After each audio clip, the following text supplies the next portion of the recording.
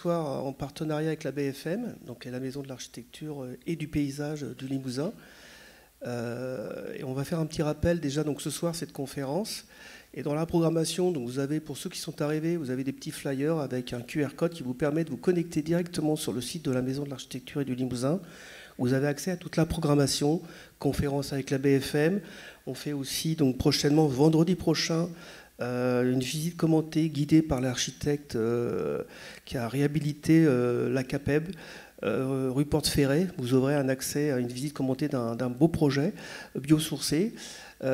Si ça vous intéresse, donc à partir de 17h30, mais vous avez toutes les informations, comme je vous dis, sur le site.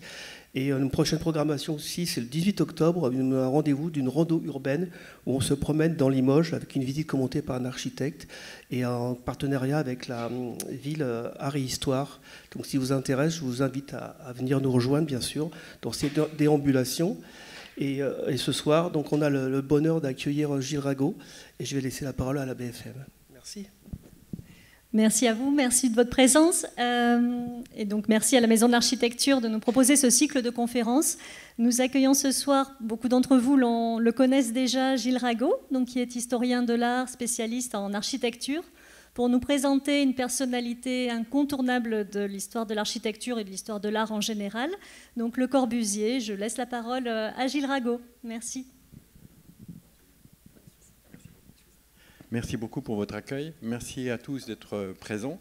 Donc oui, ce soir, je vais vous parler de Le Corbusier.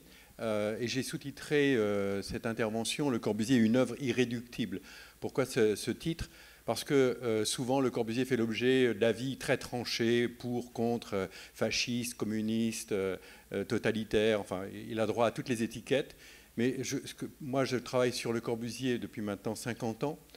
Et plus j'avance dans mes recherches sur Le Corbusier, plus je trouve le personnage difficile à saisir, plus je le trouve complexe, multiple, paradoxal par moments aussi. Donc en fait, c'est une personnalité comme il y en a peu, celle des très grands artistes, très grands architectes, c'est-à-dire de quelqu'un qui toute sa vie a été dans une démarche de recherche, dans une démarche d'expérimentation, qui n'a pas hésité à changer de voie. Il y a des constantes aussi, bien sûr, dans son travail, mais c'est un personnage d'une grande complexité, d'une grande diversité. Donc, c'est ça un peu que j'aimerais montrer ce soir, cette diversité. En 1h30, évidemment, je ne peux pas tout aborder, mais je voudrais essayer de montrer un peu différentes facettes de son travail. Et ce personnage très controversé, aussi, c'est un peu le point de départ de cette conférence, c'est quelqu'un dont l'œuvre, une partie de son œuvre, tout au moins, une sélection de son œuvre, a été inscrite sur la liste du patrimoine mondial en 2016.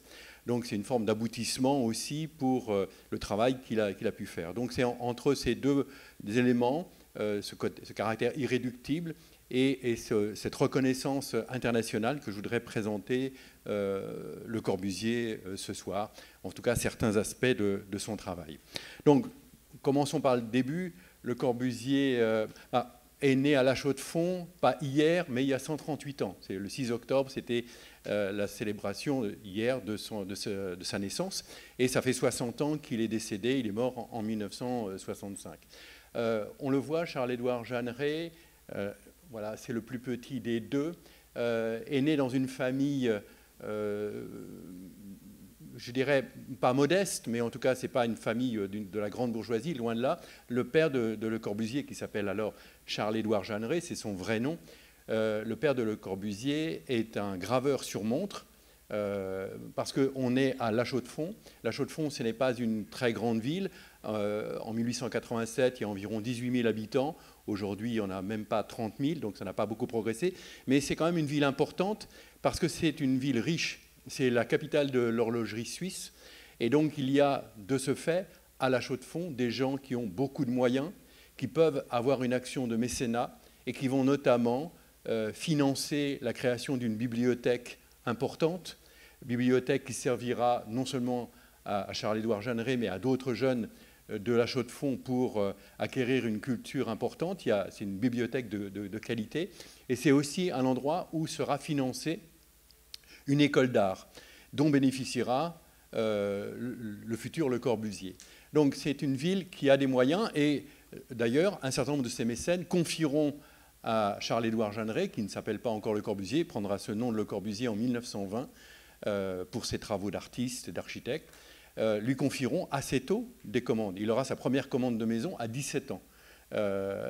Et c'est la reconnaissance peut-être d'un talent naissant, mais c'est aussi le fait qu'on a des gens qui sont prêts à oser miser sur des jeunes architectes ou des jeunes artistes dans cette ville de La Chaux-de-Fonds. Donc le père de Le Corbusier est graveur sur boîtier de montre, donc c'est un ouvrier spécialisé, un artisan remarquable, et sa maman n'a pas de métier, mais elle est pianiste. Elle ne se produit pas en concert, mais c'est une très bonne pianiste et ça va jouer un rôle important dans la vie de Le Corbusier, la musique, et dans la vie aussi de son frère aîné qu'on voit en dessous, qui s'appelle Albert, qui lui deviendra musicien. Et Le Corbusier fera très longtemps un complexe vis-à-vis de son frère parce que sa mère reconnaît le fils aîné, Albert, musicien, mais pendant longtemps, ils ne comprendront pas ce que fait le plus jeune, Charles-Édouard. Donc, il passe sa jeunesse à La Chaux-de-Fonds et au départ, il est naturellement destiné à suivre les pas de son père et à devenir un graveur sur boîtier de montre. Et on voit ici un travail qu'il a fait à l'école d'art de La Chaux-de-Fonds dans une sorte de cycle préparatoire qui devait le conduire à devenir graveur sur boîtier de montre. Mais le directeur et fondateur de cette école, qui est Charles Le Platonnier, qui est un peintre qui se situe, je dirais, un peu dans le prolongement de peintre naturaliste et en même temps qui a regardé les avant-gardes. C'est quelqu'un d'ouvert, c'est pas quelqu'un qui se situe à l'avant-garde de la peinture, mais c'est quelqu'un qui est ouvert à la production picturale de son temps. Charles Le Platonnier a ouvert une école où il initie ses élèves. Ils ne sont pas très nombreux, mais c'est une vraie formation. Il y a plus de 30 heures de formation par semaine. C'est très exigeant. Charles-Édouard Jeanneret va y passer 7 ans. Donc ça démystifie un petit peu un mythe autour de Charles-Édouard Jeanneret, de Le Corbusier, mythe entretenu par lui-même d'ailleurs, de dire qu'il est entièrement autodidacte. Certes, il n'a pas de diplôme d'architecte, il n'a jamais suivi une école d'architecture, mais il a une formation artistique extrêmement solide pendant 7 ans, jusqu'à ses 20 ans, dans cette école dirigé par Charles Le Platonnier. Et Charles Le Platonnier, c'est lui qui va décider, en fait, de la vocation de son élève. En fait, à l'issue de leur formation préalable, Le Platonnier dit à chacun de ses élèves, toi, c'est plutôt vers la sculpture que tu dois aller, toi, plutôt vers la peinture. Et à Charles-Édouard Jeanneret, il dit, toi, c'est l'architecture qu'il faut que tu fasses. Ce qui ne plaît pas à Le Corbusier au départ, mais il va suivre les conseils de son maître. Le deuxième rôle important de Charles Le Platonnier aussi, c'est qu'après la formation, il invite, il incite, il oblige même, je dirais, ses meilleurs élèves à faire un voyage, à voyager pour aller voir sur place les œuvres elles-mêmes, pas les connaître uniquement à travers son enseignement ou à travers les livres de la bibliothèque de La Chaux-de-Fonds. Et le voyage que Charles Le Platonnier invite Le Corbusier à faire, c'est un voyage qui l'emmène autour du bassin méditerranéen, qui l'emmène également en Grèce et en Turquie, c'est-à-dire sur les traces même de cette civilisation gréco-romaine qui est le fondement même de la culture architecturale en Europe et même au-delà de l'Europe en cette fin du XIXe siècle, début du XXe siècle. Donc il l'invite à aller aux racines, à aller à Athènes, à aller à Rome, à aller à Florence. Mais ce qui va être intéressant dans la démarche de Corbusier et sous la direction de Charles Le Platonnier, c'est que ce n'est pas un voyage uniquement pour imiter cette architecture. Le mythe du voyage initiatique, il est très présent au XIXe siècle et la plupart des grands architectes du XIXe siècle, Viollet-le-Duc, Schinkel et d'autres, ont fait le voyage en Italie. Ils sont allés aux racines de ce qu'est notre culture architecturale et au-delà de l'architecture. Mais avec cette idée, souvent, d'imiter cette architecture et non pas de la regarder pour essayer de trouver des éléments fondamentaux. On voit donc qu'il passe par l'Italie, qu'il va en Grèce, qu'il va également en Turquie. C'est un long voyage de plusieurs mois Et il prend le temps de visiter, il prend le temps de regarder, et il a des comptes à rendre régulièrement à Charles Le Platonnier, des envois à faire, un peu comme ceux qui vont à Rome, financés par l'Académie française, enfin l'Académie de France, pour aller à la Villa Médicis. Ils doivent envoyer des dessins, montrer leur production. Là aussi, Le Corbusier, tout au long de son voyage, doit envoyer des comptes rendus ou des dessins à Charles Le Platonnier. Donc c'est un voyage très encadré, ce n'est pas du tout laissé au hasard. Et donc il découvre ces sites qui sont à la base de notre culture européenne. On le voit ici sur le site de l'Acropole à Athènes. Mais par exemple à Athènes, sur l'Acropole, il ne va pas passer 1 heure ou 1 heure et demie comme la plupart des touristes aujourd'hui. Il y passe 22 jours et il arrive au lever du matin, au lever du jour, et il repart au coucher du soleil. Et il s'imprègne complètement de ce lieu, il en fait des relevés, il en fait des dessins. Et ces dessins, ce n'est pas, comme je le disais, pour prendre le détail de tel ordre corinthien ou de tel ordre dorique ou le détail de telle sculpture. L'idée, c'est d'essayer de trouver des éléments fondamentaux. Et on voit ici, à partir d'un croquis qu'il a fait de l'Érectéion, donc à l'entrée de l'Acropole, cette citation de Le Corbusier, cette définition de l'architecture qu'il va au fond tirer de ses voyages notamment, quand il dit « l'architecture est le jeu savant, correct et magnifique des volumes assemblés sous la lumière ». Donc ce n'est pas le détail décoratif qui l'intéresse, mais c'est plutôt des éléments fondamentaux tels que l'échelle, tels que les rapports de proportion, et aussi comment la lumière joue sur les volumes simples que représentent les colonnes, c'est un cylindre, le tympan, c'est un triangle. Donc c'est ça qui l'intéresse plus fondamentalement. C'est-à-dire des éléments qui, de toute façon, vont rester quelle que soit la période de l'histoire. Dans 500 ans, dans 1000 ans, dans 10 000 ans, pour peu qu'il y ait encore une vie sur Terre, on continuera à faire de l'architecture qui jouera avec la lumière. Donc c'est ces éléments-là que cherche le jeune Charles Le Platonnier. Et puis, il va développer toute une pratique. Il va très vite abandonner l'appareil photo. Il part avec un appareil photo. Il fait quelques photos, mais il va très vite abandonner l'appareil photo au profit du carnet de croquis. Et ça, il aura un carnet de croquis dans sa poche jusqu'à la fin de sa vie. La Fondation Le Corbusier, qui conserve les archives de Le Corbusier, a la collection quasi complète des carnets de croquis de Le Corbusier depuis ses premiers voyages jusqu'en 1965, au moment de son décès. Et ces carnets sont essentiels parce qu'il y prend des notes, il fait des croquis, et on sait, parce qu'on en a la preuve par des écrits, par aussi l'analyse de ces carnets, qu'il va constamment se référer à ces carnets. C'est-à-dire que c'est vraiment un aide-mémoire pour ensuite retravailler des projets très contemporains. Donc, c'est quelqu'un qui regarde l'histoire. C'est quelqu'un qui s'inscrit dans l'histoire, mais pas pour imiter, mais pour essayer d'interroger ce qui peuvent être des valeurs fondamentales de l'art ou de l'architecture. Donc, le rôle de Charles Le Platonnier est important.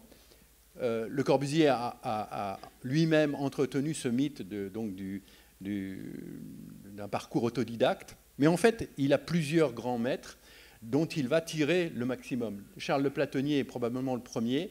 Il y a également William Ritter, qui est un journaliste, critique d'art, écrivain, également aquarelliste. Et lorsque Le Corbusier a à peine 18 ans, il a entendu parler de cet esthète, de ce critique d'art, et il va aller frapper à sa porte. Il ne le connaît pas, il va frapper à sa porte, et pour lui demander de l'initier à l'écriture. Il veut savoir écrire correctement, il veut savoir utiliser cet outil pour parler d'architecture, ou parler d'art en général. Et William Ritter, il le dit dans une lettre qu'il écrit. William Ritter a une correspondance absolument incroyable, très très importante, et dans une lettre qu'il a écrite le jour même de la première rencontre avec ce jeune homme qu'il ne connaissait pas auparavant, il dit « J'ai rencontré un jeune homme qui me semble exceptionnel ». Et donc il va l'aider, et pendant plusieurs années, ils vont échanger une correspondance très nourrie, ils vont se voir souvent. Lorsque Le Corbusier part en voyage initiatique au bord de la Méditerranée, il le suit, il lui donne des conseils, il attend ses écrits, il corrige ses lettres, il corrige les textes qu'il lui a demandés, il va corriger ses premiers articles également. Donc il y a vraiment là un deuxième mentor extrêmement important pour l'aider à l'écriture. Et c'est extrêmement important parce que Le Corbusier a ceci aussi de particulier, c'est un architecte majeur, je pense même que c'est celui qui a le plus pesé sur l'architecture du XXe siècle. Non seulement grâce à ses œuvres, mais il n'en a pas fait tant que ça. Il a fait environ 70, 75 réalisations ou ensemble de réalisations, ce qui est assez peu. Un contemporain de Le Corbusier, Frank Lloyd Wright, l'architecte américain, produit plus de 500 bâtiments dans toute sa vie. Donc, chacune des œuvres de Le Corbusier, enfin, la plupart de ces œuvres de Le Corbusier sont des manifestes. Donc, il pèse pour cela, mais il pèse aussi sur les débats grâce à ses publications. Le Corbusier va publier plus de 50 livres dans toute sa vie, et ça fait de lui l'architecte qui a le plus publié dans toute l'histoire de l'architecture. Et puis, ça sera un conférencier aussi, un conférencier remarquable qui va se produire en conférence un peu partout dans le monde, parfois des cycles de conférences, notamment en Amérique du Sud ou ailleurs. Donc, William Ritter l'a aussi aidé à devenir celui qui témoigne, celui qui écrit sur l'architecture. Et puis, il y a un troisième maître, c'est Auguste Perret, l'architecte français, que Charles-Édouard Jeanneret ne connaît pas quand il vit à La Chaux-de-Fonds, mais il en a entendu parler, il a lu des articles sur les premiers bâtiments en béton armé d'Auguste Perret, et en 1909, il va le solliciter pour venir travailler dans son agence à Paris. Il va y rester 9 mois. On a la lettre que Charles-Édouard Jeanneret a écrit à Auguste Perret, c'est très respectueux, cher maître, etc. Je sais faire de l'aquarelle, je sais faire ceci, faire cela. J'ai déjà réalisé 2-3 petits bâtiments à La Chaux-de-Fonds. Donc il se vend d'une certaine façon, il est extrêmement respectueux. Donc il passe ses 9 mois chez Perret avec comme objectif, et qu'il a affiché dans sa lettre d'embauche d'une certaine façon, qui est celui de mieux connaître l'usage du béton armé. Le béton armé est le matériau qui est en plein développement au début du XXe siècle. Auguste Perret est un de ceux qui l'utilisent. Et surtout, Auguste Perret, ce n'est pas simplement qu'il utilise le béton armé, parce qu'au fond, dès le début du XXe siècle, beaucoup d'architectes, beaucoup d'ingénieurs utilisent le béton armé. Mais souvent, ils ne le montrent pas. Il est caché. Et la particularité d'Auguste Perret, c'est d'essayer de trouver une expression architecturale au béton armé. Donc de le montrer et en tirer un effet plastique. Et ça intéresse aussi beaucoup Le Corbusier. Donc, Perret restera un maître important. Ils continueront jusqu'à la fin de leur vie respective à se croiser, à se rencontrer, à s'estimer, même s'il y a eu des tensions entre eux. Quelques années après l'arrivée de Le Corbusier à Paris, quand il commence à travailler, il se retrouve en concurrence avec Perret sur un projet, et il lui envoie la dernière lettre importante d'un échange qui a été conséquent. Et la dernière lettre se termine par « Auguste, occupe-toi de tes fesses ». Donc là, la mort du père est consommée, il va prendre son propre envol. Donc ces 3 personnes ont véritablement compté dans la formation intellectuelle et artistique de Le Corbusier. Les premières œuvres de Le Corbusier se situent à La Chaux-de-Fonds. Il ne s'appelle toujours pas Le Corbusier. Et ça, c'est la première maison, la Villa Fallet. C'est une villa donc, sur les hauteurs de La Chaux-de-Fonds. C'est une villa qui est dans un style Art Nouveau. On est en 1905-1907, c'est en pleine période Art Nouveau. C'est l'Art Nouveau suisse, assez mesuré, qu'on appelle le style sapin, parce que la plupart des motifs géométriques stylisés qu'on voit en façade, qu'a dessiné Le Corbusier lui-même, s'inspirent des formes du sapin, des branches du sapin, des aiguilles des sapins également. Avec Charles Le Platonnier, il a passé beaucoup de temps dans les montagnes à faire des relevés, à dessiner la nature, non pas pour l'imiter, encore une fois, mais pour essayer plutôt de trouver les lignes de force essentielles, comment les arbres sont structurés, comment la montagne se tient. C'est dans cette démarche que Le Corbusier a été formé. Donc ça, c'est la première de ses réalisations qu'il fait en association et sous le contrôle d'un architecte en titre, qui s'appelle Chapalaz. Il n'a que 17 ans. Et ensuite, il va réaliser assez tôt, en 1912, il a 25 ans, la maison pour ses parents, une maison beaucoup trop grande pour ses parents qui n'auront pas les moyens véritablement de l'entretenir. Mais c'est une maison qui paraît assez conventionnelle comme cela, mais qui, lorsqu'on l'analyse en détail, porte déjà en germe la plupart des idées que Le Corbusier mettra en œuvre plus tard, que ce soit sur le plan de la structure en béton, que ce soit sur le plan de du renouvellement de la conception de l'espace intérieur ou de l'organisation du plan. Cependant, lorsqu'on a monté le dossier patrimoine mondial, on avait mis cette maison au départ dans la liste des œuvres qu'on retenait, et ça n'est pas passé du tout auprès de l'UNESCO parce que voilà, ça ne fait pas moderne. Il fallait une série plus homogène de ce point de vue-là. Donc, Le Corbusier réalise quelques bâtiments à la Chaux-de-Fonds. Il fait aussi des aménagements intérieurs pour des riches familles. Il fait beaucoup d'allers-retours avec Paris pour aller chercher des meubles, pour voir les expositions, pour rencontrer des antiquaires, pour meubler les intérieurs de la Chaux-de-Fonds qu'on lui confie. On lui demande aussi de créer une section d'art supérieure à l'école d'art de la Chaux-de-Fonds. C'est Chapelasse qui lui demande cela. William Ritter insiste beaucoup aussi pour qu'il fasse cela. Chapelasse et Ritter insistent beaucoup pour qu'il reste en Suisse. Mais Le Corbusier se rend compte que cette petite ville de la Chaux-de-Fonds est trop petite pour lui. Et il est attiré par Paris et il va s'installer en fait à Paris autour de 1917-1918 et il va commencer comme architecte, enfin il va avoir plusieurs activités dont une qui est celle d'architecte conseil au sein de la SABA, c'est la Société d'application du béton armé. On ne connaît pas exactement tout ce qu'il a fait au sein de cette société, ça reste un pan un peu, non pas obscur, mais encore peu analysé, difficile à analyser de son travail. Et parmi les tout premiers projets qu'il va réaliser avec le concours de la SABA, et qu'il va signer de son nom Charles-Édouard Jeanneret, il y a ce château d'eau, qui est sa première œuvre en France, qui est un château d'eau qui se trouve à Podensac. Podensac, c'est le long de la Garonne, c'est un peu au sud de Bordeaux. C'est un bâtiment qui existe encore. La gloriette qui était prévue tout en haut n'a jamais été réalisée. Le bâtiment est en assez mauvais état. Il y a des projets de restauration, mais qui ont du mal à aboutir aujourd'hui. Bon, c'est une œuvre intéressante dans la mesure où c'est signé Charles-Édouard Jeanneret.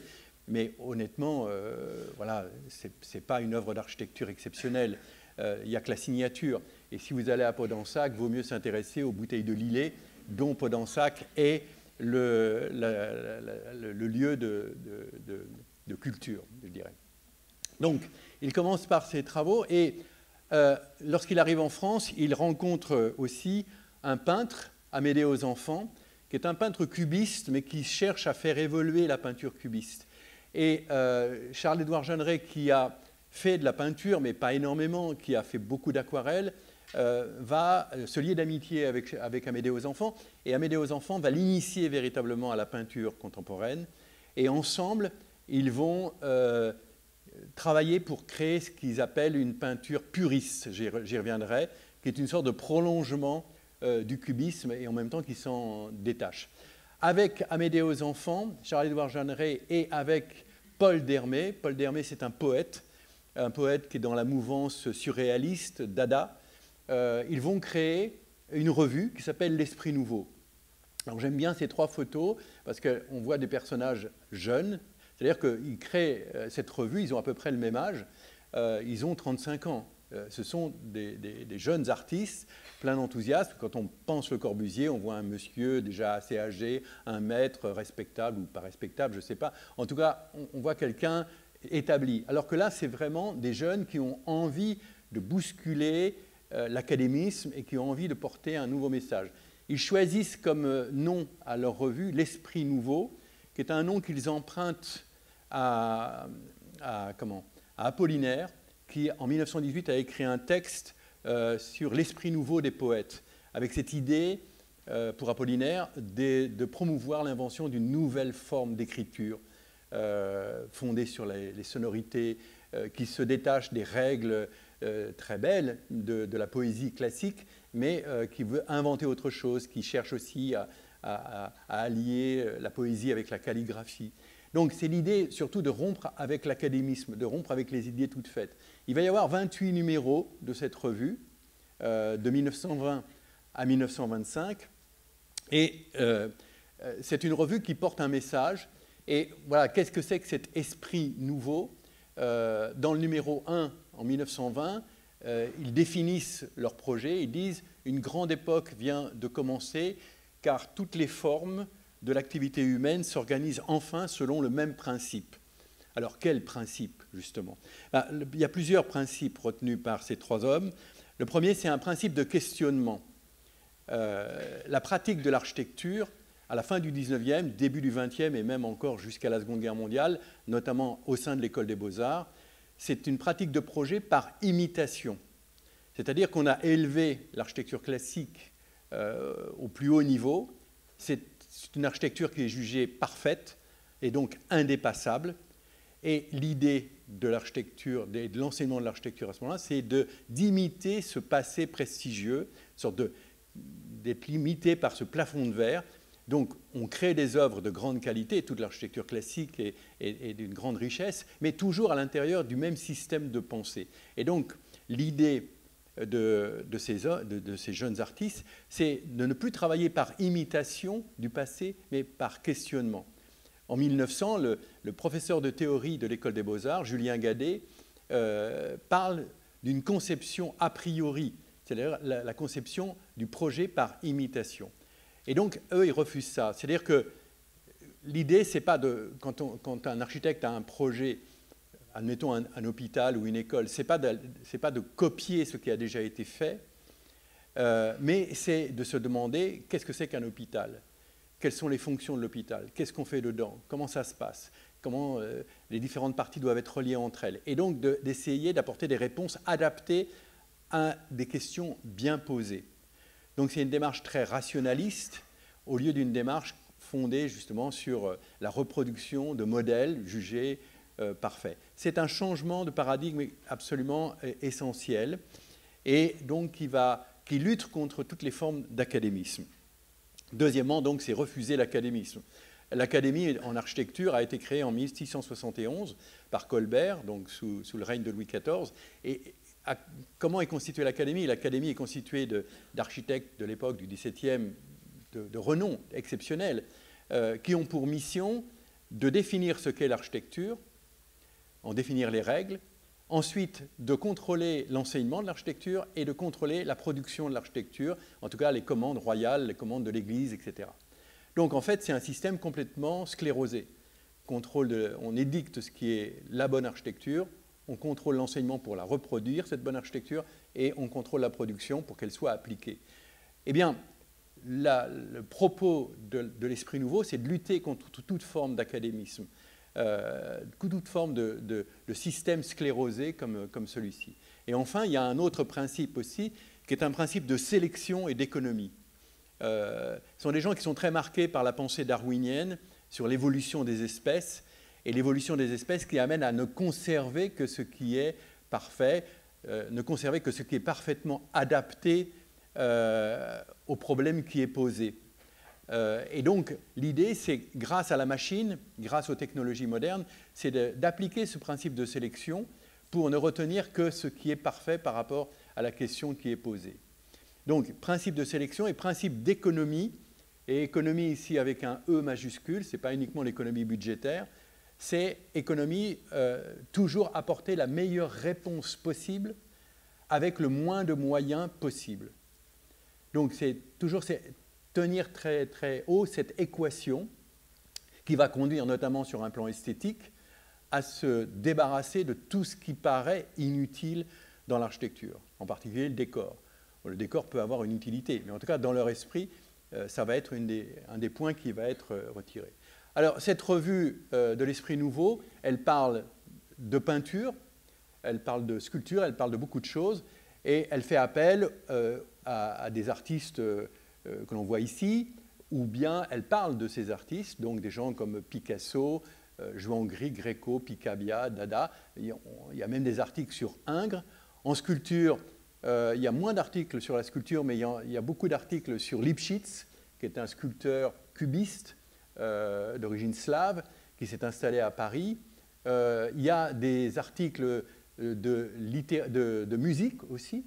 On y parle de Satie, de Stravinsky, de Jacques Dalcroze, d'Albert Jeanneret, le frère de Le Corbusier. Il y a de la littérature aussi, avec des textes sur ou de Sandrard, Paul d'Hermé, Cocteau, Apollinaire. Blaise Sandrard est un poète suisse né à La Chaux-de-Fonds. Il est le contemporain de Le Corbusier. Ils se sont connus avant même de venir à Paris. Il y a des articles aussi sur les sciences.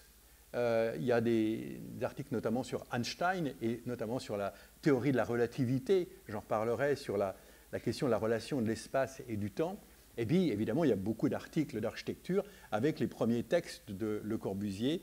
Et il prend son pseudonyme de Le Corbusier pour justement signer son premier article dès 1920. Et puis, il y a des articles aussi sur l'économie, sur la politique. C'est une revue qui s'intitule Revue d'esthétique, mais qui dépasse largement les questions d'esthétique, qui touche en fait à tous les aspects de la société, parce que pour cet esprit nouveau, il s'agit de tout remettre en question, il s'agit de tout renouveler. Alors la revue a un certain succès, elle est diffusée, on le voit sur cette carte qui a été publiée dans le numéro 11-12, elle est publiée, elle est diffusée en Europe bien sûr, en France particulièrement, mais elle est diffusée également au Japon, elle est diffusée en Australie, elle est diffusée en Amérique du Nord, en Amérique du Sud. Mais ça reste quand même une revue confidentielle. Ce n'est pas une revue à très très grand tirage. Mais c'est une revue qui, parmi toutes les revues intellectuelles de cette époque, a une véritable importance. Et aujourd'hui, elle est très difficile à trouver, ou alors vous la trouverez sur des sites de vente en ligne à des prix. Mais elle est entièrement numérisée et vous pouvez la lire gratuitement sur le site de la Cité de l'Architecture et du Patrimoine. Tous les numéros sont entièrement numérisés.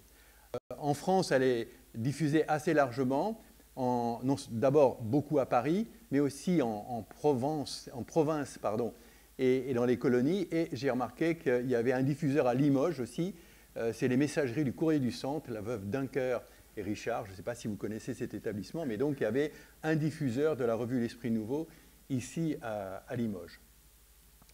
Alors, c'est avec la revue L'Esprit Nouveau, c'est pratiquement le début du Le Corbusier. D'abord, ce nom apparaît à ce moment-là et va très très vite avoir une notoriété dans le monde entier, avant même peut-être d'avoir construit ou que ses premières réalisations majeures soient connues. C'est d'abord par ses écrits que Le Corbusier s'est fait connaître.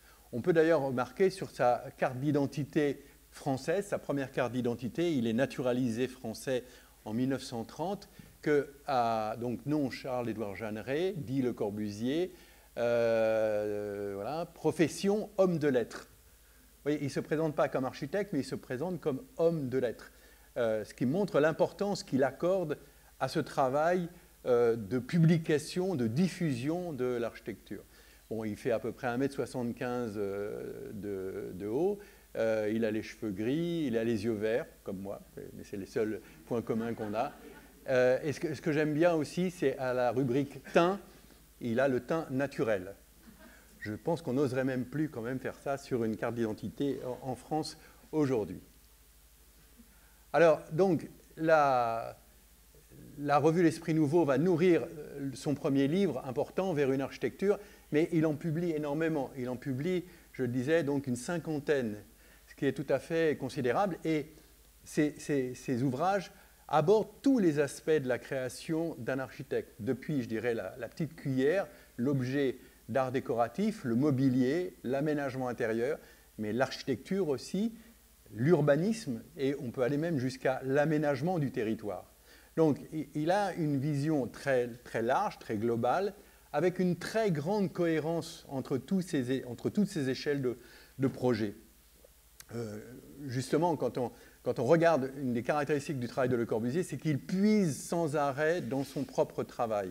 Il a une phrase que j'aime beaucoup qui dit sensiblement la connaissance et la compréhension de son propre œuvre est la clé du progrès. Donc constamment relire son propre travail pour y chercher des enseignements, pour y chercher à les dépasser et à améliorer. Et ça, il est vraiment dans cette pratique-là que je trouve assez remarquable. Il y a aussi autre chose qui le définit bien. Il y a eu en 1987, au moment du centenaire de sa naissance, un film en 3 parties qu'on ne trouve plus aujourd'hui, il existe en VHS seulement, fait par un cinéaste qui s'appelle Jacques Barzac, qui montre donc le travail de Le Corbusier en 3 volumes d'1 heure à peu près. Et le premier volume, le générique, on voit des gens qui essayent de voler.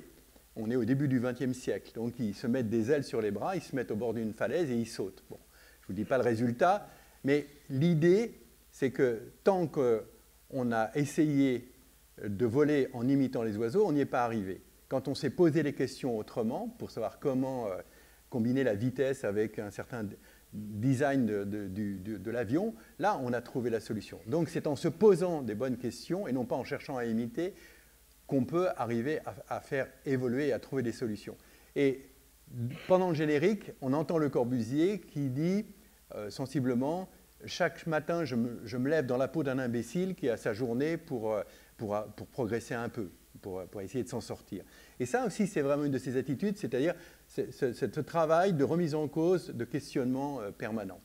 Donc, il publie énormément et il va se faire connaître d'abord grâce à ces publications qui sont publiées et éditées dans le monde entier. Vers une architecture et sort en 1923, c'est traduit en anglais dès 1924, traduit en allemand l'année suivante, puis l'espagnol, le japonais, etc., l'italien, et dans toutes les langues. Et vers une architecture, l'art décoratif d'aujourd'hui, urbanisme, qui sont ces 3 premiers grands livres, sont encore dans toutes les librairies en livres de poche.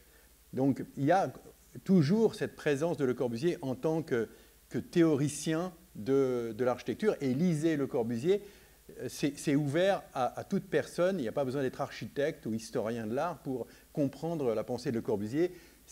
Il y a justement ce talent d'écriture à la fois simple et percutante pour arriver à convaincre largement. Donc il est écrivain, il est également évidemment architecte. Et ce qui est intéressant comme architecte, c'est qu'on peut là le comparer à Picasso. Il cherchait à ce qu'on le compare à Picasso. Et il y a des points communs. Et il y a notamment ce point commun, c'est que quand Picasso avait exploré une manière de faire, il passait à autre chose. Il changeait de manière. Il explorait d'autres façons de faire. Pendant une dizaine d'années, entre 1920 et 1930, il va chercher à réaliser une architecture à base de formes pures. Alors, pas forcément blanc. On sait maintenant que toutes ces maisons étaient peintes. On le redécouvre petit à petit. Mais en tout cas, à essayer de travailler avec un vocabulaire, je vais y revenir, extrêmement réduit, extrêmement exigeant, qu'il appelle le purisme, que ses détracteurs appelleront l'affreux nudisme. On parlera de Le Corbusier comme l'apôtre cimentolâtre, donc de quelqu'un qui cherche à nettoyer, entre guillemets, l'architecture. Mais en 1930, lorsqu'il aboutit avec la Villa Savoie, qui est pratiquement en couverture de la moitié des livres consacrés à l'histoire de l'architecture du XXe siècle, qui est un manifeste de cette architecture moderne, Le Corbusier ne va pas reproduire X fois la Villa Savoie. Le Corbusier va aller vers autre chose, vers une architecture avec de la pierre, avec de la brique, avec des textures beaucoup plus rugueuses et non pas des textures lisses. Et donc il y aura une autre phase qui commence dès les années 30, mais qui se poursuit dans les années 50, qu'on peut qualifier de brutaliste. Il est un des grands architectes brutalistes. Peut-être vous avez vu l'année dernière ce film qui s'intitulait le Brutaliste ou quelque chose comme ça, qui mettait en scène un architecte aux États-Unis épris de brutalisme, justement. Un bon film, mais pas parfait sur le plan de l'architecture. En tout cas, il est un de ceux qui va explorer ces textures beaucoup plus rugueuses, ces oppositions franches entre le bois, la brique, le béton, avec des formes beaucoup plus marquées. Mais après, il va aussi explorer, dans les années 50 et 60, des formes complexes, ce qu'on appelle aujourd'hui l'architecture informelle. Tout ça pour dire une architecture qu'on a du mal à décrire parce qu'elle fait appel à des figures géométriques complexes, de paraboloïdes, d'hyperboliques, etc. Il va aussi explorer ça. Pas seul, notamment sur le pavillon Philips. Il travaille avec Yannis Xenakis, qu'on connaît comme musicien contemporain, mais qui est aussi un grand ingénieur et un architecte, et qui l'aidera à concevoir ces formes gauches, ces formes complexes. On va retrouver cette complexité et en même temps cette dimension sculpturale à la fin de sa vie avec des œuvres comme la chapelle de Ronchamp. Comparer la chapelle de Ronchamp à la Villa Savoie, c'est deux mondes assez différents. dans les années 50, lorsqu'il fait la chapelle de Ronchamp, il est critiqué par la plupart des modernes comme étant un traître à la modernité. Mais en fait, ce qui l'intéresse, ce n'est pas de reproduire encore une fois sa Villa Savoie, mais c'est d'explorer d'autres formes. Et quand on regarde avec attention, en fait, il y a énormément de points communs avec la Villa Savoie et avec ce qu'il a fait dans sa première période puriste.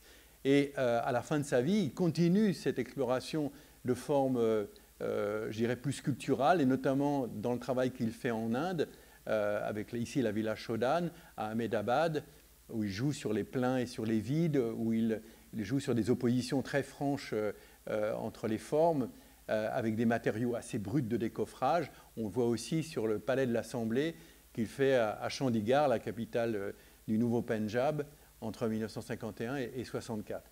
Donc, un architecte qui se remet en cause, qui a plusieurs périodes majeures dans sa vie. Mais c'est aussi un urbaniste. Dès les années 10, il réfléchit à la ville contemporaine. En 1922, il présente au Salon d'automne un projet pour une ville de 3 millions d'habitants. Et il ne s'agit pas pour lui de faire un urbanisme comme on le fait à cette époque, c'est-à-dire un urbanisme pour embellir ou pour améliorer la ville existante, rectifier des tracés, ouvrir des perspectives avec un bâtiment public en fond de perspective. Il n'est pas du tout dans cette logique-là. Il est dans une logique d'urbanisme réformateur, un urbanisme chirurgical. On rase et après on reconstruit. Partant d'un bilan qui est tout à fait exact, c'est que la plupart des grandes villes et même des villes moyennes, en France et ailleurs, sont totalement insalubres. Manque d'eau, manque d'électricité, des pièces trop petites, la promiscuité, l'humidité, avec des ravages qui sont ceux de la tuberculose, notamment. Et donc, il propose des choses qui paraissent, je dirais, radicales, elles le sont. Mais ça répond à un bilan et à une expertise qui est tout à fait réaliste. Ici, on est à Paris, avec le plan voisin pour Paris, qui date non pas de 1923, mais de 1925. Et pour vous situer, donc, on a la Tour Eiffel, on a l'île de la Cité avec Notre-Dame. Et puis, donc, il propose de raser tout le quartier du Marais et une partie aussi des rives de la Seine pour faire une ville verte, une ville densifiée en hauteur pour libérer le sol et y faire de la verdure. Il veut renverser le ratio habituel de la ville. En grosso modo, c'est 85% de construction et 15% de verdure. Lui, il veut inverser, avoir 85% de verdure et 15% de surface occupée au sol par les constructions. Ces projets-là lui permettront d'aboutir à son projet de 1935 qu'il intitule La ville radieuse. Il ne va jamais l'appliquer, mais c'est un projet théorique qui va avoir un impact extrêmement important. Déjà, le titre, La ville radieuse. Donc, c'est la ville où il fait chaud, c'est la ville qui réchauffe, c'est la ville du bonheur. Il y a tout un petit monde radieux chez Le Corbusier. Il invente le village radieux, il invente la ferme radieuse, il invente la ville radieuse, il invente la cité radieuse après la Seconde Guerre mondiale. Il y a une dimension utopique et messianique dans l'œuvre de Le Corbusier. Il s'agit, par l'architecture, de faire le bonheur des hommes. Alors, peut-être pas en les consultant, mais en tout cas, il y a un projet véritablement de société. Ce livre, La ville radieuse, paru en 1935, l'essentiel est repris une dizaine d'années plus tard, en 1943, lorsqu'il publie la Charte d'Athènes. La Charte d'Athènes, qui est le texte rédigé par un groupe d'architectes modernes européens en 1933, lors d'un congrès, et que Le Corbusier, pendant la guerre, reprend et publie. Et ce texte va être un peu le livre de chevet des architectes et des urbanistes après la Seconde Guerre mondiale. Il va largement contribuer à la reconstruction, d'une part, et ensuite, en France, à ce qu'on appelle la politique des grands ensembles. Ce n'est pas l'application directe de ce texte, mais en tout cas, ça en est fortement inspiré. Les propositions de Le Corbusier, on voit ici la ville pour 3 millions d'habitants qui date donc dans le projet date de 1922. On voit que c'est un urbanisme de densification en hauteur, c'est un urbanisme aussi avec une séparation des fonctions très, très, très forte. Les fonctions habitées, loisirs, travailler sont dans des zones séparées et le tout relié par un système de voies de circulation adapté à l'automobile. Son constat aussi, c'est que la ville contemporaine n'est pas adaptée à l'automobile. Donc, il y a des propositions d'une grande radicalité, il va en appliquer quasiment aucune. Il n'aura jamais l'occasion véritablement d'appliquer ces principes. Ça, c'est une planche de la ville radieuse qui montre, on voit en vert, toute l'importance accordée à la verdure et des immeubles qui sont en zigzag ainsi, de façon à récupérer, avoir le maximum de surface de façade exposée au soleil, et donc dégager le sol pour y mettre au pied tous les prolongements qui sont nécessaires, les équipements de sport, les écoles, les équipements culturels, et puis plus loin des zones de travail, des zones de commerce, et aucune voiture qui circule dans ces grands secteurs. Les voitures circulent sur des voies périphériques et ensuite sont rangées en sous-sol. Donc on peut traverser ces zones en vélo, avec une poussette, sans aucun danger. Il y a vraiment une réforme complète de la vision de la ville.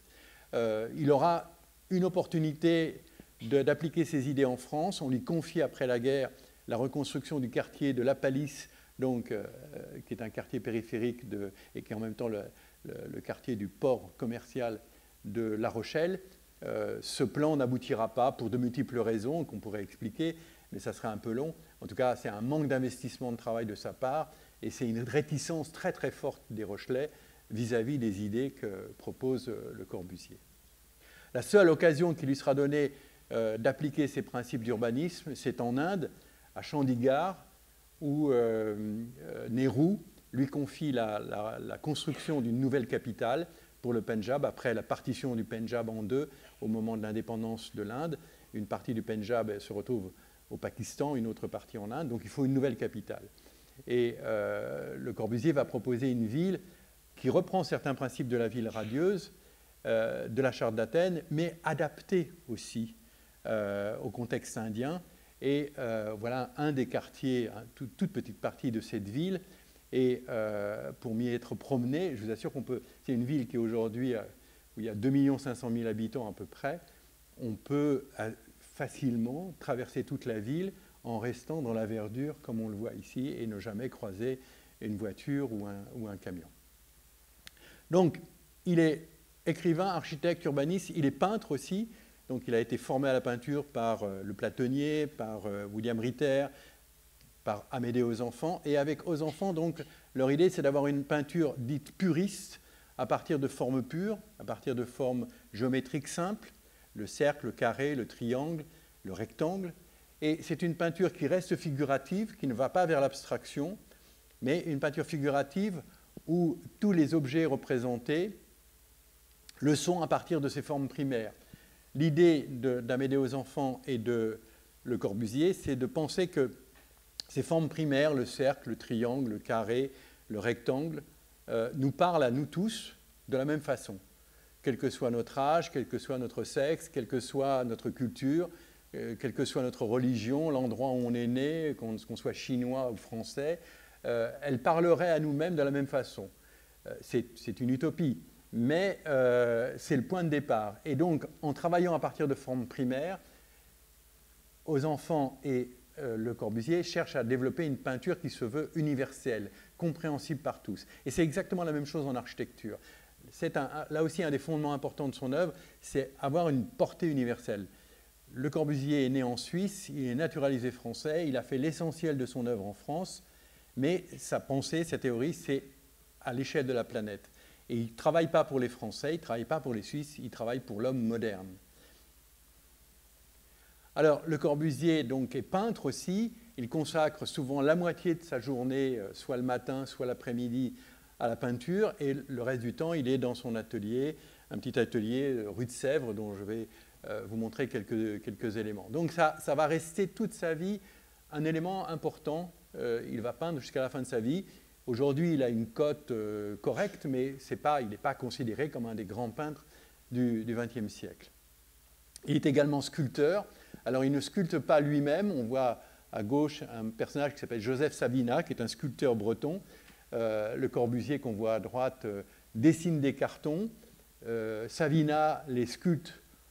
Non, c'est l'inverse. Savina est là et le Corbusier est là, pardon. Savina sculpte d'après les cartons. Et ensuite, le Corbusier vient peindre sur les sculptures que Savina a taillées. Donc, il a aussi cette activité-là. Il a une activité aussi de créateur de mobilier. C'est quelque chose qui l'intéresse depuis les années 10, quand il est à la Chaux-de-Fonds et qu'il meuble des intérieurs de la bourgeoisie de la Chaux-de-Fonds. Et petit à petit, il va commencer à réfléchir à créer ses propres meubles et à travailler beaucoup sur la notion de casier standard. C'est un peu l'ancêtre de ces meubles Ikea, Habitat, que l'on voit maintenant un peu partout. Donc des meubles normalisés, standardisés, combinables, qui peuvent remplacer les meubles traditionnels. Et puis, à partir de 1925, avec le concours d'une jeune femme qui est Charlotte Perriand, il va aller plus loin encore dans la création de mobilier. Et donc, Charlotte Perriand, que l'on voit ici essayer cette chaise bascule, très confortable. Je vous assure, je l'ai essayé. C'est vraiment très, très confortable. Ensemble, et avec Pierre Jeanneret aussi, le cousin de Le Corbusier, dont je n'ai pas encore parlé, ils vont créer des meubles parmi les premiers meubles contemporains au XXe siècle. On voit ici Charlotte Perriand avec Le Corbusier, et entre deux, c'est son premier mari. Le premier mari de Charlotte, pas de Charles-Édouard. Donc, ce sont des meubles qui aujourd'hui sont devenus des meubles, je dirais, presque classiques. C'est-à-dire que vous regardez dans la publicité, vous regardez dans le cinéma, quand on veut faire moderne dans un intérieur, on met très souvent des meubles de Le Corbusier ou de Mies van der Rohe ou de Saarinen, mais les meubles de Le Corbusier, de Perriand et de Jeanneret sont très, très connus. Créateur de tapisserie également, il est représenté au musée de la tapisserie à Aubusson. Ce n'est pas lui qui tisse lui-même, il crée les cartons. Donc, en fait, voilà, il a une activité totalement infatigable. Parfois, on m'a demandé, mais Le Corbusier n'a pas d'enfant, mais pourquoi il n'a pas d'enfant? Je ne sais pas, mais en tout cas, il n'y avait pas de place pour un enfant dans une vie aussi remplie qu'a été la sienne. Alors, il est aussi conférencier, j'en ai parlé. C'est des conférences assez incroyables, j'imagine, parce que ce n'est pas des conférences où il a des PowerPoint ou des projections de diapos. Il a un tableau avec des feuilles et il dessine en direct. Et ça devait être assez fascinant. Et il était un excellent conférencier. Là, c'est une conférence qu'il a faite à Venise. Et au premier rang, je ne sais pas si vous reconnaissez, la photo est un peu floue, mais il y a deux personnages très connus au premier rang. Charles Denner, oui. Et Gérard Philippe, exactement. Voilà. Donc Charles Denner, qu'on voit ici, et Gérard Philippe. Alors Gérard Philippe, pour ceux qui seraient un peu jeunes ou autres qui ne connaisseraient pas, c'est un acteur sublime. C'est le type qu'on déteste parce qu'il est beau, il est intelligent, enfin, ouais, il nous fait de l'ombre en permanence. Et Gérard Philippe et Charles Denner, qui étaient au Festival d'Avignon cette année-là, se sont déplacés à Venise pour aller écouter Le Corbusier. Et Gérard Philippe et Le Corbusier se sont rencontrés à plusieurs reprises. Donc, il y a vraiment un talent de conférencier, ce qui fait de Le Corbusier vraiment le grand diffuseur de l'architecture contemporaine. Alors, quand on parle de Le Corbusier, en fait, il faudrait toujours parler de Le Corbusier et Pierre Jeanneret. Pierre, que l'on voit au premier plan, Le Corbusier au deuxième plan. Ils sont là en vacances au bassin d'Arcachon, au Piquet, où Le Corbusier passe toutes ses vacances pendant l'entre-deux-guerres. Et Pierre Jeanneret, donc, c'est son jeune cousin. Il a quelques années de moins seulement. Il est diplômé architecte et il va s'associer avec Le Corbusier au début des années 20. Et en fait, toutes les œuvres du début des années 20 jusqu'à la fin des années 30 sont signées des deux noms. Il faut associer constamment ces deux noms. Et ensuite, ils vont se séparer pour des raisons à la fois personnelles et politiques. Et ils se retrouveront dans les années 50, quand Le Corbusier se verra confier la construction de Chandigarh. Il fera appel à son cousin, et donc là, ils vont se réconcilier. Et Pierre Jeanneret va partir en Inde, et va rester en Inde pour suivre tout le projet de la construction de cette ville. Et Le Corbusier, il fait généralement 2 séjours d'1 mois à peu près chaque année. Donc, c'est vraiment deux personnages qui sont étroitement associés. Pour autant, la personnalité forte, c'est Le Corbusier. Jeanneret le reconnaît lui-même. Pierre Jeanneret dit, voilà, Le Corbusier est parfois envahissant, oppressant, mais c'est la tête pensante. Donc, au sein du couple, je dirais, c'est vraiment Le Corbusier qui mène la danse, mais Pierre Jeanneret est un très grand architecte qui a aussi une œuvre personnelle de très très grande qualité qui mériterait encore davantage d'études. Alors, autour de Le Corbusier, il y a Jeanneret et il y a également son épouse, Yvonne Galis, qui n'est pas architecte, c'est une ancienne meneuse de revue qui, paraît-il, avait une gouaille pas possible, faisait des plaisanteries limites. Un architecte qui s'appelle Henri-Jacques Lemesme, en qui on peut avoir toute confiance, m'a raconté qu'il avait dîné avec Le Corbusier et avec Walter Gropius, l'architecte allemand, chez Le Corbusier, et Yvonne Galis, la femme de Le Corbusier, n'avait pas trouvé plus subtil que de mettre un coussin péteur sur la chaise de Walter Gropius. Donc on imagine Walter Gropius, qui n'est pas le genre à rire tous les jours, ça n'a pas été vraiment de son goût. Mais Le Corbusier adorait sa femme, il l'a certainement trompée éhontément, mais en tout cas, il y avait une relation très très forte jusqu'au bout. Yvonne Galis a eu une fin difficile, elle est devenue alcoolique. Le Corbusier ne l'a jamais laissé tomber, et un jour, en faisant des recherches, je consultais des carnets de Le Corbusier, pas les carnets de dessin, mais il avait d'autres carnets où il prenait des notes pour sa secrétaire tous les jours. Ce sont des carnets très riches en informations. Et au moment du décès d'Yvonne Galis en 1957, il y a 3 mois de vide dans le carnet. Il ne se passe plus rien. Donc on sent qu'il a été complètement bouleversé par le décès de son épouse. Et puis il y a un autre personnage très important aussi dans la vie de Le Corbusier, c'est sa maman, Marie-Charlotte Amélie, qui meurt centenaire.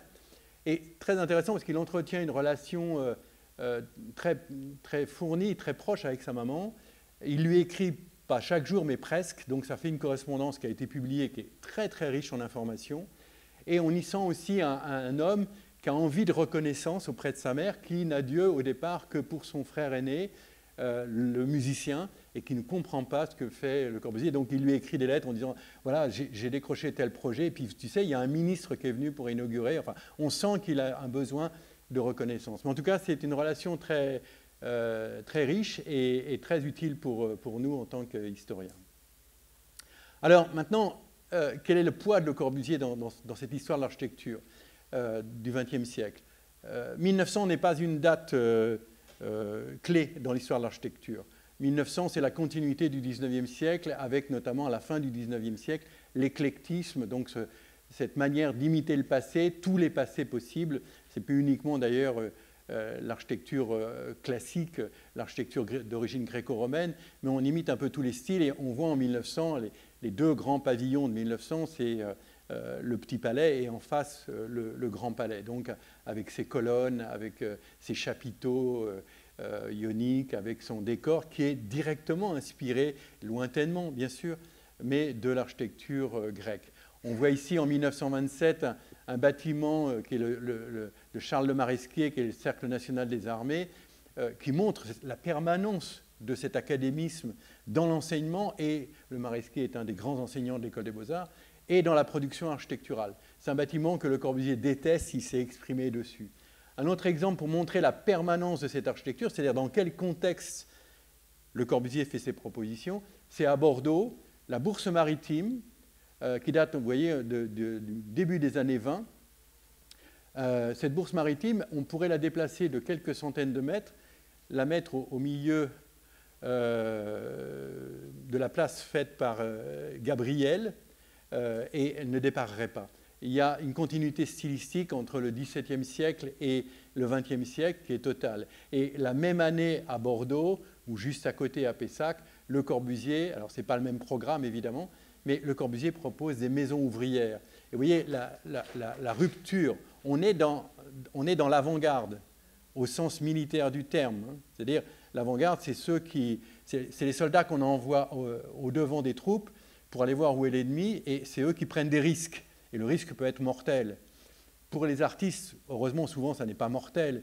Mais une avant-garde ne va pas forcément trouver son public, et donc pas de commande, et donc peut-être va s'étouffer, ou elle va trouver son public et elle deviendra à ce moment-là un courant reconnu.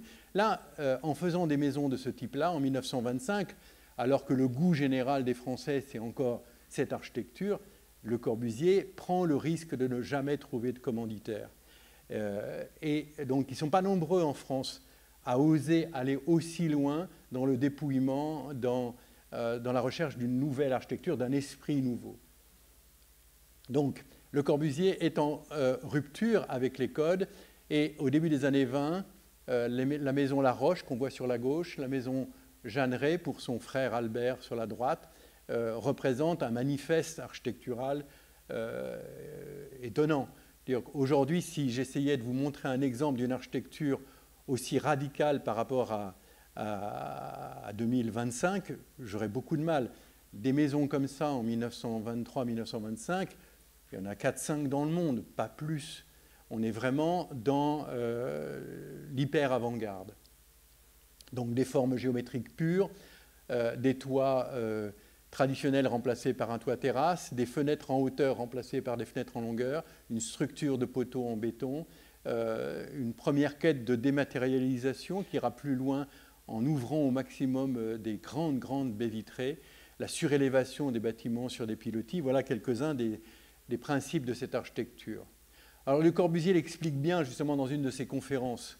En 1929, il est à Buenos Aires et il fait une conférence. Il a une grande feuille de papier, il commence à dessiner. Il dessine quelques bâtiments de l'architecture classique. Ça pourrait être une fenêtre de Vignol, ça pourrait être un temple qui pourrait être le Panthéon, mais ça pourrait être aussi l'église de la Madeleine à Paris. Et puis la façade de la fontaine de Daviou à Paris. Il dessine après les principaux ordres, dorique, ionique, corinthien. Il prend une craie rouge et il barre. Et il écrit en rouge, ceci n'est pas l'architecture, ce sont les styles. Vivants et magnifiques à leur origine, ce ne sont plus que des cadavres. Pour lui, il faut rompre avec cette architecture, rompre avec l'académisme. Il a cette phrase aussi, à peu près à la même époque, l'architecture n'a rien à voir avec les styles. Les Louis XV, XVI, XIV ou le gothique sont à l'architecture ce qu'est une plume sur la tête d'une femme. C'est parfois joli, mais pas toujours, et rien de plus. Donc, voilà, proposer une autre architecture. Et quelle architecture? Il la dessine. Il dessine dans un texte sur la peinture comment travailler à partir de cercles, de triangles, de carrés, de rectangles, et à partir des volumes géométriques premiers qu'on peut faire à partir de ces formes primaires. Il n'est pas le seul à proposer cela. À l'école du Bauhaus, à la même époque, on est à peu près dans la même logique. Dans le mouvement de Stihl, aux Pays-Bas, on est sensiblement aussi dans la même logique. Chez les constructivistes russes, on est aussi à peu près dans la même logique. Et donc, c'est l'idée d'un langage universel à partir duquel on pourrait inventer une nouvelle architecture. Donc, une architecture qui est coupée d'une relation à un lieu et d'une relation à une période. Une architecture qui est hors sol, d'une certaine façon. Utopique, donc, qui n'est pas liée à un lieu, et uchronique, qui n'est pas liée à une époque. Alors, c'est ce qui va donner la Villa Savoie, avec donc des formes géométriques pures, la suppression du toit en pente. Pourquoi supprimer le toit en pente? Eh bien, les toits en pente, là, c'est un toit végétalisé dans les pays scandinaves, mais les toits, ils sont tous différents dans chaque région. Ils ont des formes différentes, ils ont du décor où ils n'en ont pas, ils ont des matériaux différents, ils ont des couleurs où ils n'en ont pas. En tout cas, un toit suffit à caractériser une région. Les toits ici à Limoges ne sont pas les mêmes qu'à Bordeaux où j'habite.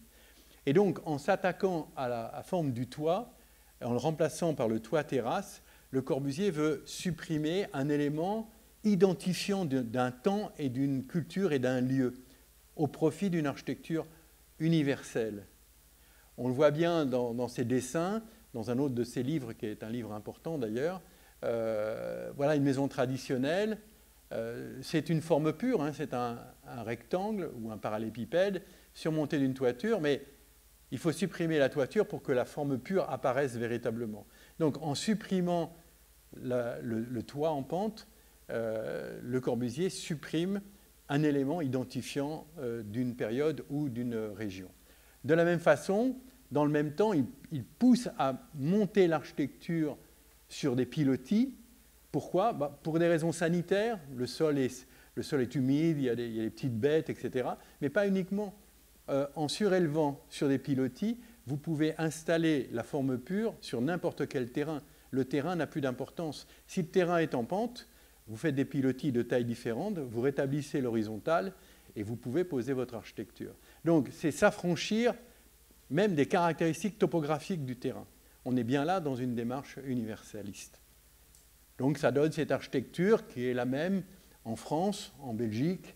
Ça, c'est la première maison qu'il a construite à l'étranger, enfin en dehors de la Suisse et de la France. C'est une maison qui se trouve en Belgique, à Anvers, qui est en très très bon état encore aujourd'hui. Alors, il est dans la même logique que d'autres architectes de son temps, et notamment d'Adolf Loos, architecte autrichien majeur, qui dès 1908 avait publié un texte, Ornament und Verbrechen, ornement et crime, qui est un texte radical pour lutter contre toute forme d'ornement. C'est un texte que je vous recommande. Vous pourrez le trouver assez facilement sur Internet. Et Le Corbusier, d'ailleurs, l'a publié dès le numéro 2 de la revue L'Esprit Nouveau. Il l'a republié en français. La première version avait été publiée déjà en français en 1908 dans les colonnes du Figaro. C'est un texte violent, c'est un texte raciste, donc il faut le prendre pour ce qu'il est et dans son temps, mais c'est un texte essentiel pour l'émergence d'une nouvelle architecture débarrassée, quand je dis débarrassée, je reprends les termes de ces architectes, débarrassée de toute forme d'ornementation. Parce que l'ornement est aussi une trace identifiante d'un lieu, d'une culture. L'ornement baroque à Munich n'est pas le même que l'ornement gothique en France quelques siècles plus tôt, etc. Donc, en supprimant l'ornement, on s'attaque aussi à des invariants, enfin à des identifiants plutôt de culture donnée. Donc, ça nous donne cette architecture de forme pure. Là, c'est la Villa Stein, qui est certainement un de ses chefs-d'œuvre, une villa qui existe encore aujourd'hui. Et c'est intéressant, c'est de voir la photo, comment elle a été prise, avec une automobile à côté. C'est une automobile voisin. C'est une voiture qu'aimait bien Le Corbusier et qui l'amène à cette expression qui lui a été souvent reprochée quand il dit « la maison est une machine à habiter ». Mais dans sa logique, la maison ne doit pas ressembler à une machine. C'est comme ça souvent que c'est interprété, mais c'est une erreur. Quand Le Corbusier dit « la maison est une machine à habiter », il dit « la maison doit être conçue comme les ingénieurs conçoivent les voitures ». C'est-à-dire pas en imitant les carrosses anciens, mais en se posant la question d'une manière neuve. On revient à mes bonhommes qui essayaient de voler en imitant les oiseaux. C'est toujours la même question. Donc, on voit donc la logique qui préside aussi bien à la voiture qu'à cette maison. Et ce qui est frappant, c'est qu'en 2025, cette maison, elle semble encore d'avant-garde, alors que la voiture, elle, ça fait un peu vieux taco. Donc, on voit à quel point, y compris sur un plan formel, cette architecture moderne était d'avant-garde, justement. Alors, il y a aussi une remise en cause, pas uniquement des formes, pas uniquement du décor, pas uniquement des modes de construction, mais aussi de la conception de l'espace. L'idée de Le Corbusier, c'est autant que possible remplacer les murs par des poteaux. Pourquoi? Parce que ça permet de placer le cloisonnement où l'on veut. On n'est pas contraint par les murs de refend ou par les murs porteurs extérieurs qu'on doit évidemment retrouver de haut en bas dans toute la maison, sinon ça ne tient pas.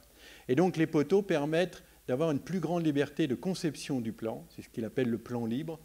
Le plan libre, ce n'est pas un plan qui a une forme particulière ou une forme complexe. Le plan libre, c'est un plan qui est indépendant du système de construction. Et ça l'amène à décloisonner au maximum, à ouvrir. Là, c'est un dessin de l'intérieur de la Villa Stein, et on voit une grande trémie au premier plan qui permet d'avoir une vue plongeante sur l'espace d'où l'on vient, et quand on est en bas, déjà d'apercevoir l'espace où on va se rendre. On voit aussi des poteaux qui sont laissés libres à l'intérieur de la composition, avec derrière une cloison courbe. Pourquoi faire des cloisons courbes plutôt que des cloisons droites? Ça coûte plus cher et c'est plus difficile à réaliser. Mais une cloison courbe, elle vous fait mieux sentir le volume qu'il y a de l'autre côté. Là, on a une paroi plane, on se doute qu'il y a quelque chose derrière, mais on ne le sent pas. Tandis que si la paroi était bombée, on sentirait la pression de l'espace qui est de l'autre côté de la paroi, que ce soit concave ou convexe. Donc, il s'agit de montrer l'espace, le rendre palpable. Et puis, c'est aussi, en s'inspirant des théories d'Einstein, notamment, jouer sur cette notion d'espace-temps. De quoi s'agit-il?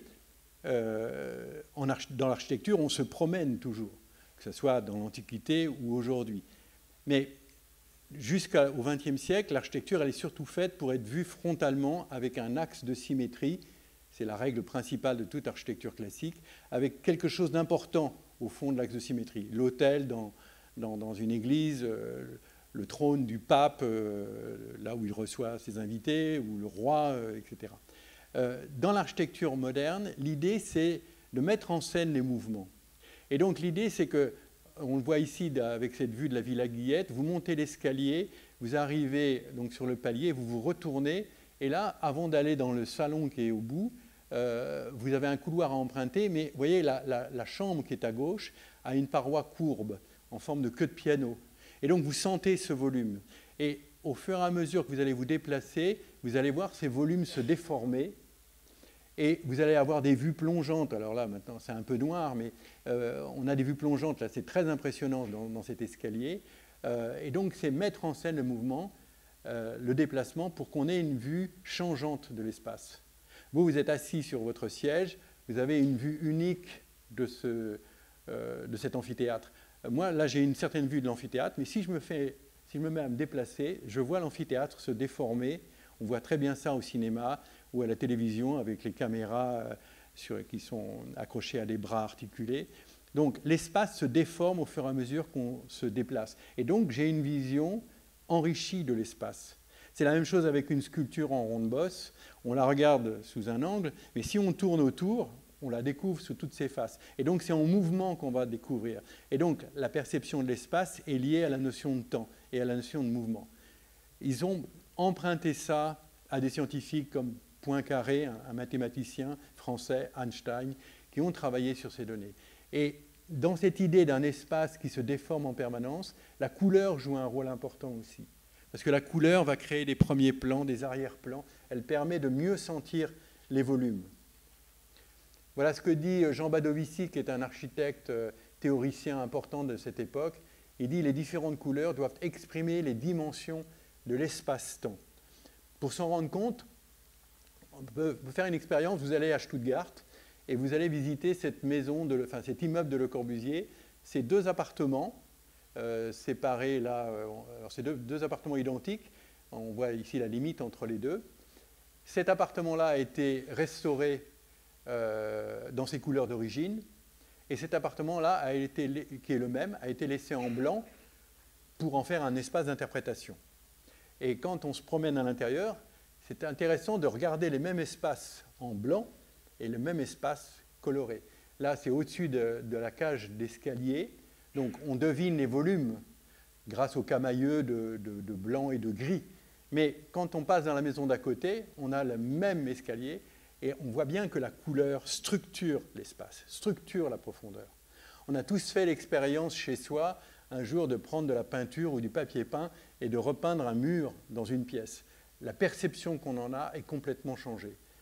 Donc après, Le Corbusier établit des règles, le bleu sert à ça, le marron sert à structurer, le jaune sert à rapprocher, etc. Peu importe si on n'est pas d'accord avec ça, mais en tout cas, ça change la perception que l'on a. On voit les deux ensemble. Le Corbusier a une phrase que j'ai relevée dans le film de Jacques Barzac que j'évoquais tout à l'heure.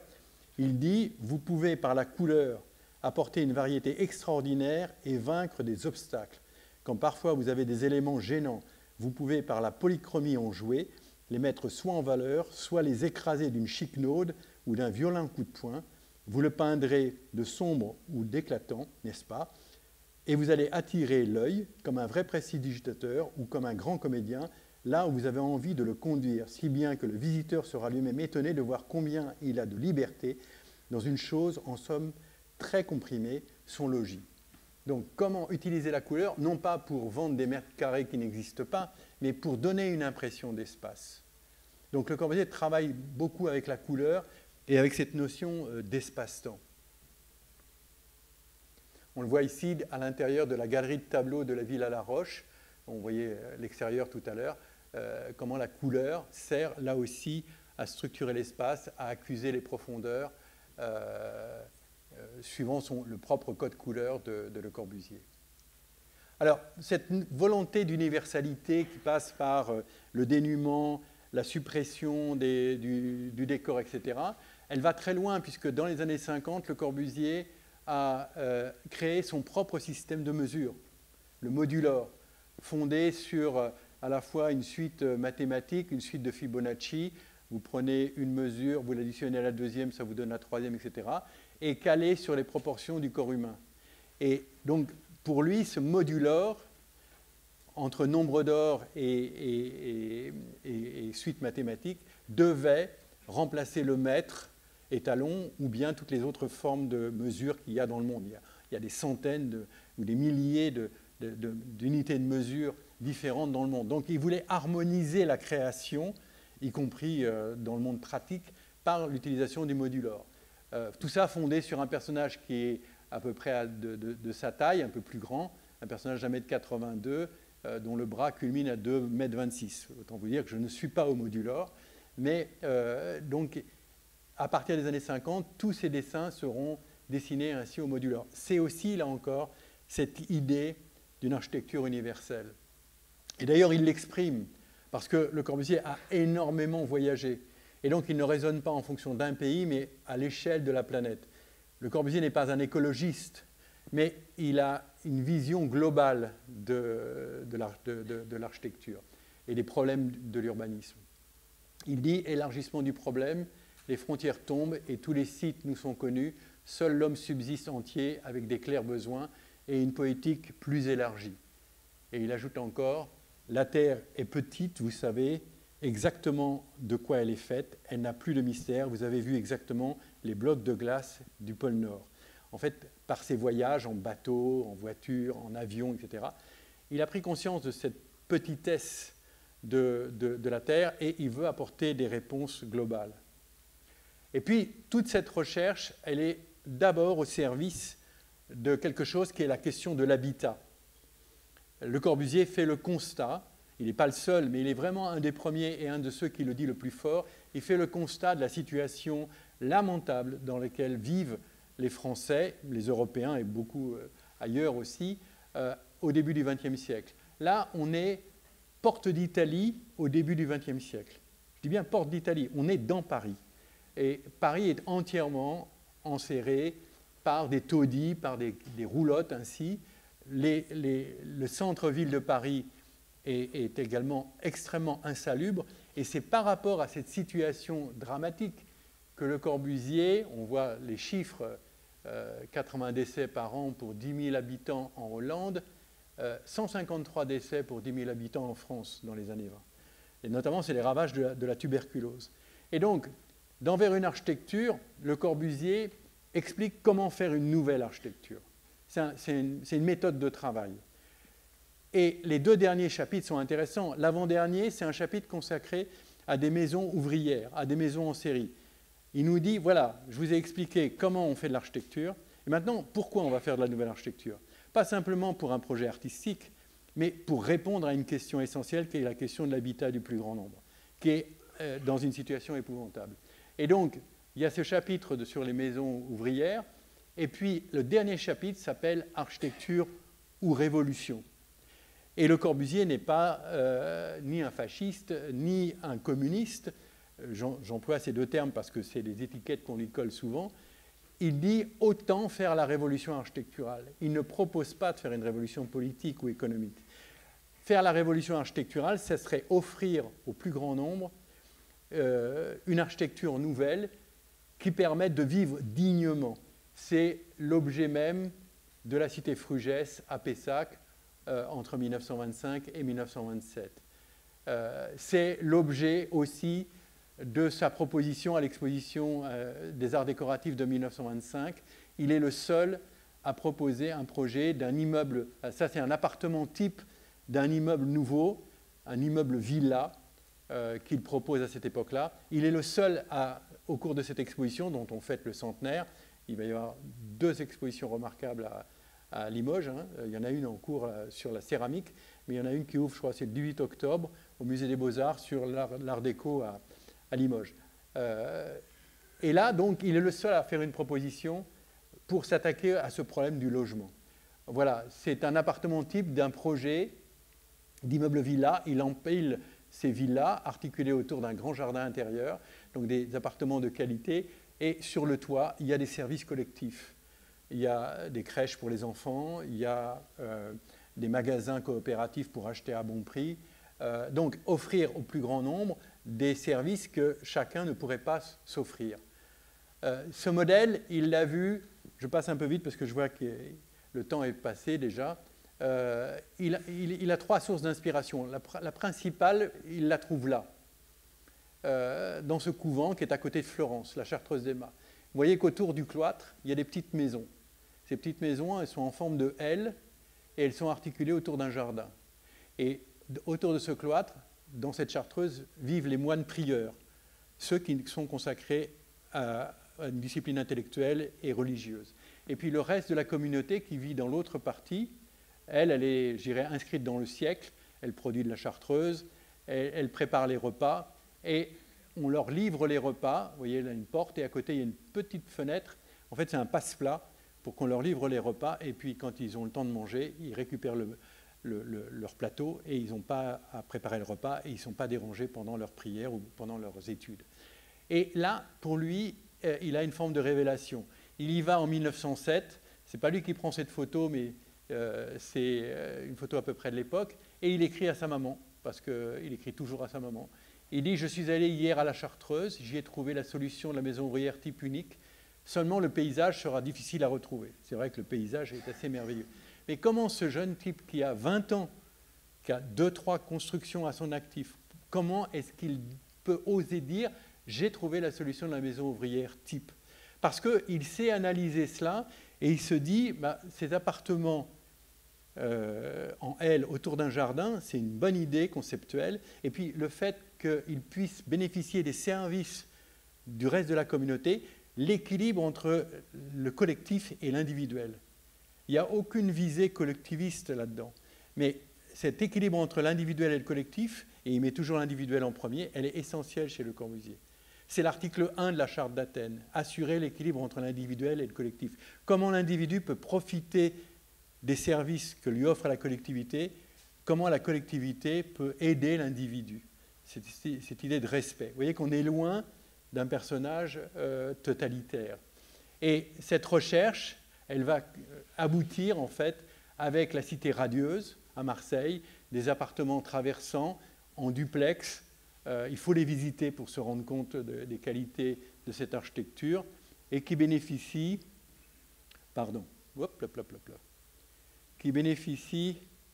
de services. Là, il y a une rue commerçante avec les principaux commerces de proximité et sur le toit, il y a des équipements importants. Voilà une coupe de cet immeuble.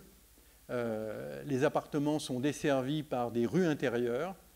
Les appartements sont soit des appartements descendants, vous voyez, on entre par le haut et on descend dans la partie basse, où il y a les chambres, ou bien des appartements montants, et le tout vient s'encastrer, donc c'est une géométrie extrêmement complexe. Des appartements traversants, donc avec est-ouest, avec d'un côté la vue sur les Alpiques, de l'autre côté sur la Méditerranée, et à partir d'un module, on est toujours dans cette logique de sérialité, de standardisation, le module du séjour, avec le jardin qui est devenu une loggia, parce que pour des raisons économiques, c'est moins cher, et puis ensuite le module de la chambre des parents et le module de la chambre des enfants. Et à partir de ces trois modules, il établit pas mal de combinaisons avec des tailles d'appartements différentes. Donc, il offre un autre type de logement avec des solutions qui se veulent économiques. Appartements en duplex. Et là, on retrouve des idées qui sont déjà dans le pavillon de l'Esprit Nouveau en 1925. Le mobilier est adapté et les cuisines de ces appartements sont dessinées par Charlotte Perriand et sont aujourd'hui devenues quasiment des œuvres d'art. Là, c'est l'exposition au centre Georges Pompidou. Et sur le toit, donc des équipements, une maternelle, ensuite une salle de sport, un fronton pour faire du théâtre, et puis une piste où vous pouvez faire votre jogging le soir en rentrant. Donc, une conception complètement différente qui est proposée ici par Le Corbusier. Voilà la rue intérieure, je passe assez vite, et qu'on retrouve, je parlais de la cohérence de l'œuvre de Le Corbusier, qu'on retrouve à nouveau dans le modèle du couvent, mais cette fois-ci c'est un couvent de Le Corbusier, où on retrouve ces mêmes qualités d'équilibre entre individu et collectif, avec des recherches plastiques étonnantes, plus brutalistes. Ici on est dans les chapelles de l'église du couvent, et puis là c'est à l'intersection des deux bras de ce qui est le cloître, avec des systèmes de potelés en béton dessinés par Yannis Xenakis, et donc avec le jeu de la lumière, ça crée des effets lumineux qui sont constamment changeants au gré de la lumière. Donc on voit que la dimension sociale, la dimension technique, la dimension plastique sont toujours associées dans le travail de Le Corbusier. On va retrouver ces mêmes qualités dans la dernière œuvre, dans les dernières œuvres de Le Corbusier. Là on est à la chapelle de Ronchamp, avec là aussi ce jeu de filtrage de la lumière, et dans une œuvre posthume, donc une œuvre qu'il a dessinée mais qui n'a pas été réalisée de son vivant, qui est l'église Saint-Pierre de Firminy, où il y a des recherches comme ça, d'effets lumineux comparables à ce qu'on peut trouver dans ses œuvres antérieures. Alors pour finir, donc cette œuvre elle a été inscrite sur la liste du patrimoine mondial de l'UNESCO. Vous voyez que Le Corbusier a construit dans 11 pays différents. C'est le premier architecte dans l'histoire de l'architecture à avoir autant construit à l'étranger. Aujourd'hui, c'est devenu courant. La plupart des grandes agences, et même des agences moyennes, travaillent à l'étranger. Là, c'est le premier. En noir, vous avez les pays où il a construit et projeté. En gris foncé, les pays où il a uniquement projeté. Et en gris clair, les pays où il a été sollicité, mais où on ne connaît pas de dessin. Donc on voit qu'en fait, il est quasiment sollicité dans le monde entier. Et ça, c'est une première. C'est un changement dans le rapport de l'architecture à la planète. Et j'ai oublié de parler du titre, La planète comme chantier. C'est un titre que j'ai emprunté à Jean-Louis Cohen, un grand historien, malheureusement décédé il y a peu de temps. Ça caractérise vraiment le travail de Le Corbusier. Il travaille pour le monde entier.